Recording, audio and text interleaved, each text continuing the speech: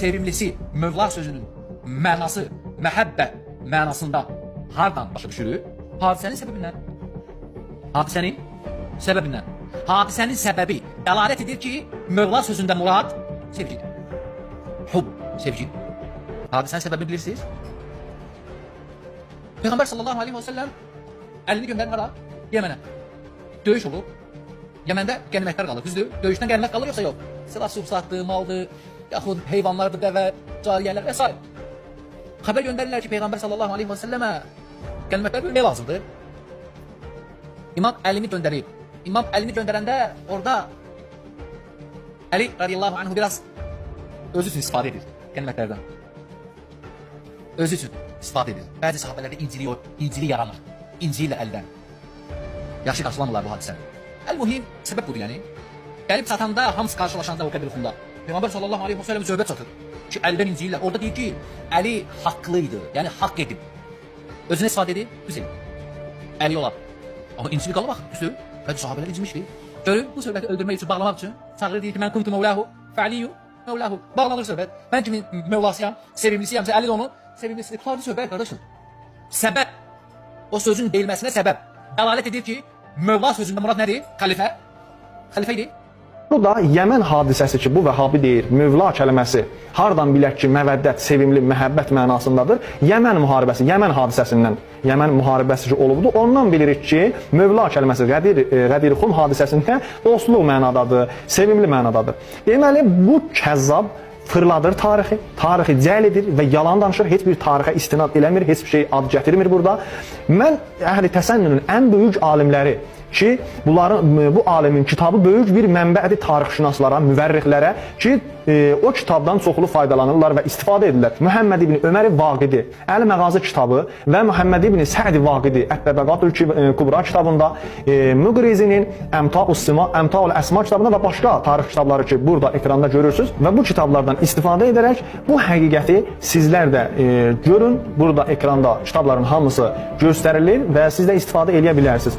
Deməli, əzizlər, Yəmən müharibəsi deyir ki, Həzrəti Əli əleyhissalam Yəmən müharibəsində çünki bütün qənimətlərdən özünə çox istifadə etdi və döyüşçülər də Həzrəti Əli əleyhissalamdan narahat oldu. Ona görə də Qədir-Xum hadisəsində Peyğəmbərimiz Həzrəti Əli əleyhissalamın əlini qaldırır göyə və deyir ki, mən hər kəsin sevimlisiyəm, Əli də onun sevimlisidir. Gəlin indi bu hadisənin həqiqətinə baxalım. Gəlin bu tarix kitablarını araşdıraq və görək ki, doğrudan da belədirmi, yoxsa yalan danışır bu işid sələfi.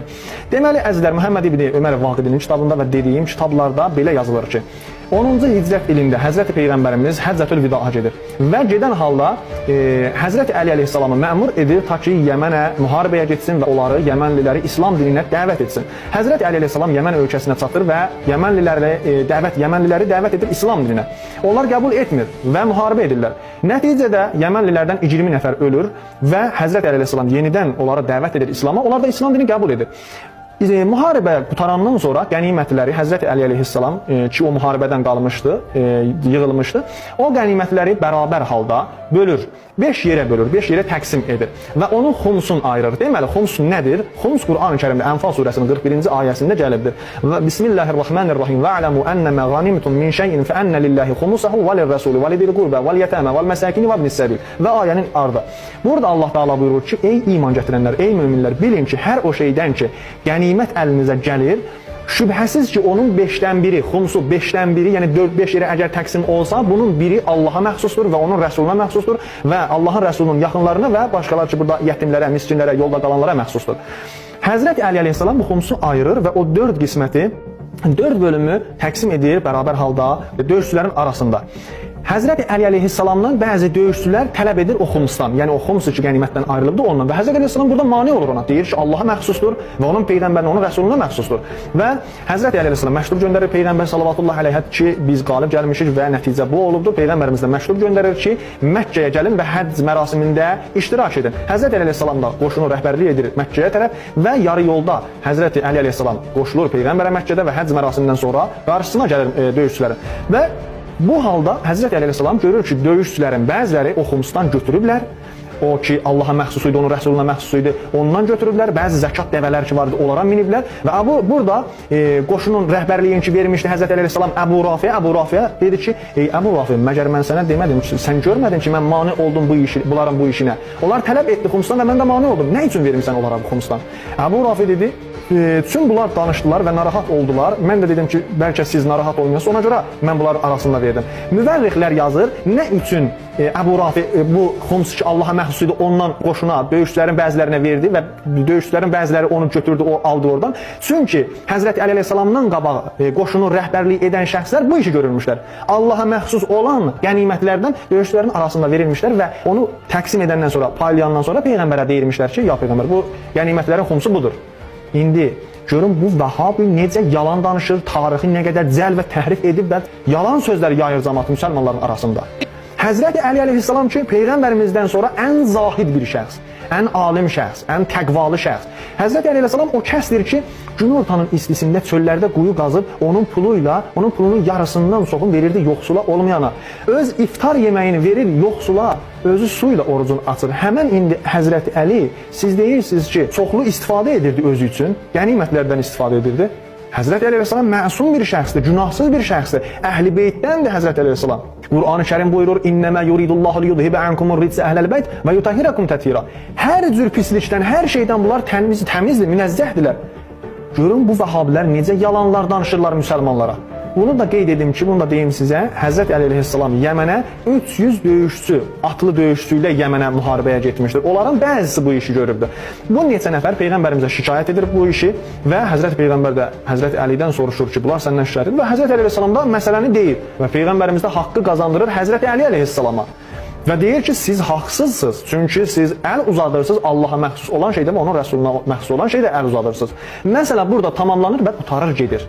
Görün, bu Vəhabilər necə yalan danışır? Niyə yalan danışır bunlar? Çünki əgər burada yalan danışmasalar, əgər burada bu sözü fırlatmasalar, bu tərəfdə ziyan edirlər, bu tərəfdə zərər edirlər. Niyə? Çünki Həzrət Əli əleyhissalamın xilafəti sübut olur. Və beləliklə gəlib deyirlər ki, 120 min nəfəri Peyğəmbərimiz saxlayıb o dərədə, o istinin qarşısında və gəlib Həzrət Əlinin əlin qaldırır göyə, deyir ki, mən hər kəsin sevimlisiyim, Həzrət Əli də onun sevimlisidir. Niyə? Çünki 5 nəfər, 3 nəfər orada narahat olmuşdu Həzrət Əlidən, ona görə. Əgər narahatlıqdır, sahabələrin çoxu tarix göstərir ki, Həzrət Əli əleyhissalamdan sahabələrin çoxu narahat olmuşdu. Əgər Yəmən orada döyüşçülərin narahatlığı idi, Peyğəmbər sallallahu aleyhi və səlləm onları Məkkədə həll etdi, qurtardı, getdi bu məsələni.